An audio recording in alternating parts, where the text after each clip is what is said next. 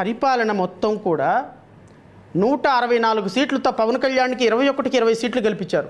ఆ ఎమ్మెల్యేలు సాయంత్రానికి డబ్బు మూటలు ఎంత వచ్చినాయో దోచుకోవడానికి తప్ప, ఎంత డబ్బులు వచ్చినాయో చూసుకోవడానికి తప్ప, ఎప్పుడైనా అసెంబ్లీకి వస్తే అసెంబ్లీలోకి వచ్చి గౌరవ ముఖ్యమంత్రి ఉప ముఖ్యమంత్రి గారు తప్ప వారి అసెంబ్లీలో వాళ్ళ కాన్స్టిట్యున్సీలో ఏ ఎమ్మెల్యే జనసేన ఎమ్మెల్యే అయినా మాట్లాడారా?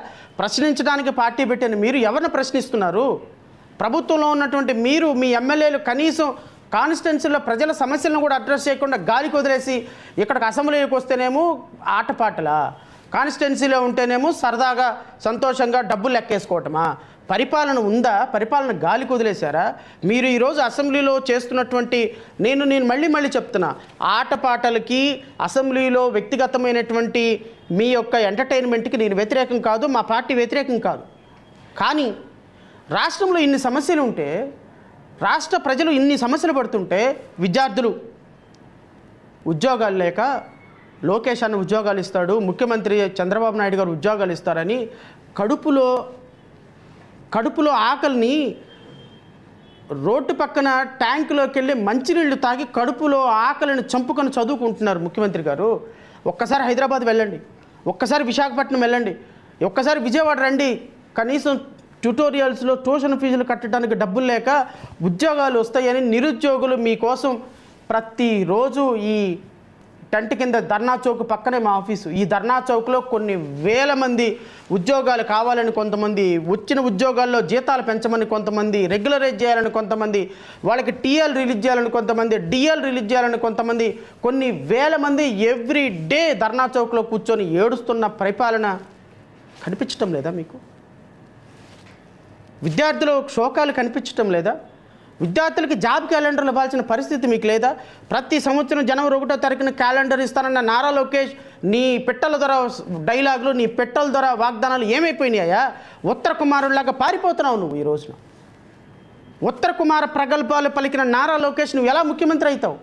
ఈరోజు నిరుద్యోగులకు ఇచ్చినటువంటి సమస్య, నిరుద్యోగులకు ఇచ్చినటువంటి వాగ్దానం, నెలకు 3,000 రూపాయలు వాళ్ళకి బుట్టి ఇస్తానన్నావు, నిరుద్యోగ వృత్తి ఏమైపోయింది? 1,500 రూపాయలు ఆడపిల్లలకి ఇస్తానన్నారు, ఏమైపోయింది? 3 సిలిండర్లు ఇస్తానన్నారు, ఏమైపోయింది?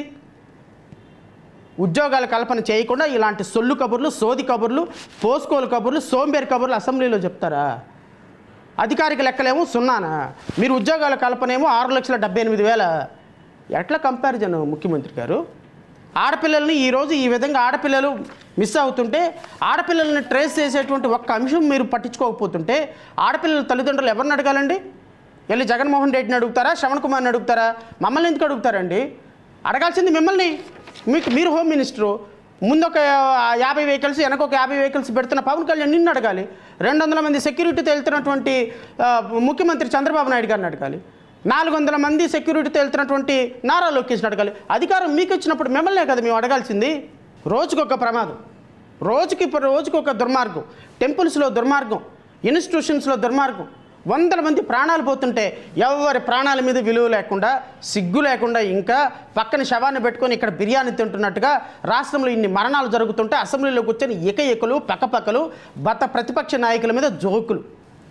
ఎవరైనా అసెంబ్లీ సాక్షిగా ఒక మాజీ ముఖ్యమంత్రి, నేను మళ్ళీ జగన్మోహన్ రెడ్డి గారిని కూడా చెప్తున్నా, జగన్మోహన్ రెడ్డి గారు కూడా గత ప్రభుత్వంలో ఇలాంటివి చేస్తుంటే ఖండిస్తాం.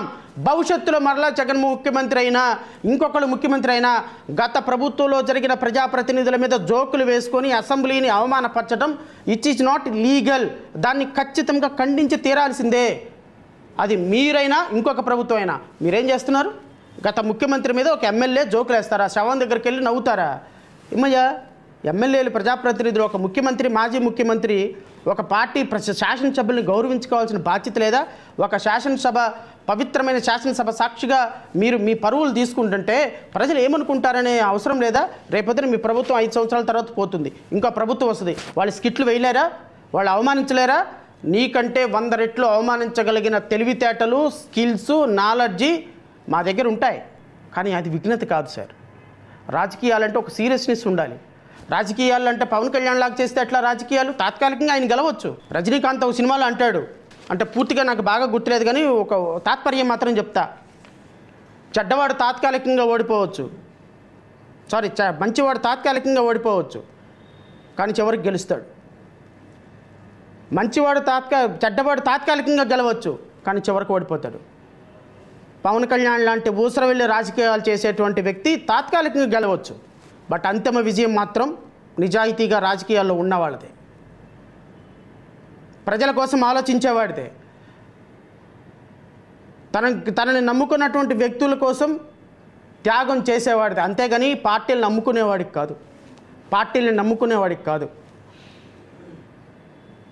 ఈరోజు ఒక మాట, రేపు ఒక మాట, ఎల్లుండి ఒక మాట, ఒకరోజు మతం, ఒకరోజు కులం, ఒకరోజు సాంప్రదాయం, ఒకరోజు క్రిస్టియన్, ఒకరోజు ముస్లిము, ఒకరోజు హిందూ, ఇలాగా రోజుకు ఒక మాటలు మాట్లాడి ఈరోజు ఎలా తయారు చేశారంటే రాష్ట్రంలో హిందువులు, రాష్ట్రంలో ముస్లిం క్రిస్టియన్లు అంటే బైబిల్ పట్టుకున్నాడు అంటే వాడు ఒక పాపాత్ముడు, బైబిల్ పట్టుకున్నాడు అంటే వాడు ఒక మనిషి కాదు, బైబిల్ పట్టుకుంటే వాడు బతకటానికి అవకాశం లేదు అన్న స్థాయికి ముఖ్యమంత్రి క్రిస్టియన్స్ని ముస్లింని తీసుకొచ్చారు.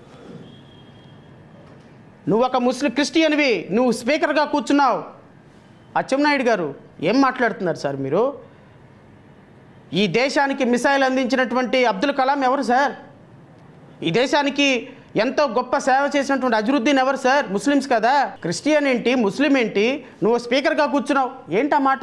ఈ దేశానికి రాష్ట్రపతి చేసింది ఒక ముస్లిం సార్. ఈ దేశంలో 140 కోట్ల మందిలో ముస్లిమ్స్ వేరు, క్రిస్టియన్స్ వేరు కాదు సార్. పేరు పెట్టుకున్నంత మాత్రాన క్రిస్టియన్ అయిపోతే, మీరు క్రిస్టియన్ కాబట్టి తిరుమల మీద చర్చ చేయకూడదు అంటే, మరి డాక్టర్ అబ్దుల్ కలాం తయారు చేసినటువంటి అణుబాంబుని దేశంలో ఉన్నటువంటి మిగతా 130 కోట్ల మంది వాడకూడదు కదా. రాష్ట్రంలో ఏ కంపెనీలో చూసినా కూడా పొల్యూషన్ కంట్రోల్ బోర్డు పర్మిషన్ లేకుండా, ఏ ఇండస్ట్రీ హజార్డస్ ఇండస్ట్రీలో కూడా పొల్యూషన్ కంట్రోల్ బోర్డు పర్మిషన్ లేదు. పొల్యూషన్ కంట్రోల్ పర్మిషన్ ఎందుకు లేదా అంటే పవన్ కళ్యాణ్ గారు కంపెనీకి లైసెన్స్ తీసుకోమని అడిగితే కంపెనీలు వెళ్ళిపోతాయి కాబట్టి లైసెన్స్ తీసుకోకపోయినా కంపెనీలు పనిచేయండి అని అవుట్ రైట్గా ఆయన చెప్పారు కాబట్టి విచ్చలవిడిగా ఇల్లీగల్గా వ్యాపారాలు, పొల్యూషన్ కంట్రోల్ బోర్డు పర్మిషన్లు, కన్సెంట్ ఆఫ్ ఆపరేషన్స్ లేకుండా, ఫైర్ డిపార్ట్మెంట్ పర్మిషన్స్ లేకుండా కొన్ని వేల ఇండస్ట్రీలు ఆంధ్రప్రదేశ్ రాష్ట్రంలో నడుస్తున్నాయి. బికాజ్ పవన్ కళ్యాణ్, జనసేన పార్టీ వాళ్ళు, తెలుగుదేశం వాళ్ళు వాళ్ళ దగ్గర డబ్బులు తీసుకొని వాళ్ళని కర్మాగారాల్లో పనిచేస్తున్నారు. తద్వారా అవి పేలుతుంటే వందల మంది ప్రాణాలు కోల్పోతున్నాయి. దీని మీద సోయలేదు. సిగ్గు లేకుండా అసెంబ్లీలో కూర్చొని వాళ్ళు స్కిట్లు వేస్తుంటే ఇక్కడ కూర్చొని ముఖ్యమంత్రి, ఉప ముఖ్యమంత్రి పగలబడి విటహాసం చేస్తుంటే దీన్ని ప్రభుత్వం అంటామా, ప్రజా పరిపాలన అంటామా? ఇప్పుడు నవ్వండి, పక్కపక్కలో ఏకైకలం. అనిత గారు, హోమ్ మినిస్టర్ గారు, పక్కన ఉన్న పవన్ కళ్యాణ్ గారు నవ్వండి. ఇప్పుడు నవ్వండి, డ్రామాలు వేయండి, దీని మీద వేయండి. ఒక సంవత్సరంలో 7,499 మంది ఉమెన్స్ మిస్ అయ్యారు. And 3,600 girl missing cases. Women missing and girl missing. Girl missing అంటే బిలో 18 ఇయర్స్ మిస్ అయితే గర్ల్ మిస్సింగ్ అంటారండి. ఉమెన్ అంటే అబౌవ్ 18 మిస్ అయితే ఉమెన్ మిస్సింగ్ కేసెస్ అంటారు. And registered in Andhra Pradesh and among them 6,816 women missing cases and 3 girl missings were traced. As per CCNS data, total 495 cases and 29 women murder cases were registered between 6/1/7/2024 నుంచి 2/7/2027 వరకు. అంటే 1,495 rape కేసులు, 29 women murder cases ఒక సంవత్సరంలో register అయినాయి. దీనికి exactly double ఉంది 2025 నుంచి 2026 వరకు. ఒక సంవత్సరంలో 1,500 మంది అమ్మాయిలు రేప్ అయ్యారు, 29 మంది అమ్మాయిలు మర్డర్ చేయబడ్డారు. మరి 7,499 ప్లస్ 3,617 మొత్తం అంటే ఇంచుమించుగా 10-11 మంది ఒక సంవత్సరంలో, ఇంకోళ్ళు 11,000 మంది ఒక సంవత్సరంలో, 22,000 మంది అమ్మాయిలు మిస్ అయ్యారమ్మా 2 ఇయర్స్లో. 24 నెలల్లో రమారమి, 24 నెలల్లో 24,000 మంది అమ్మాయిలు. అంటే రమారమి ఒక నెలకు 1,000 మంది అమ్మాయిలు మిస్ అవుతున్నారు. ఎక్కడ ఉన్నాడు పవన్ కళ్యాణ్ గారు?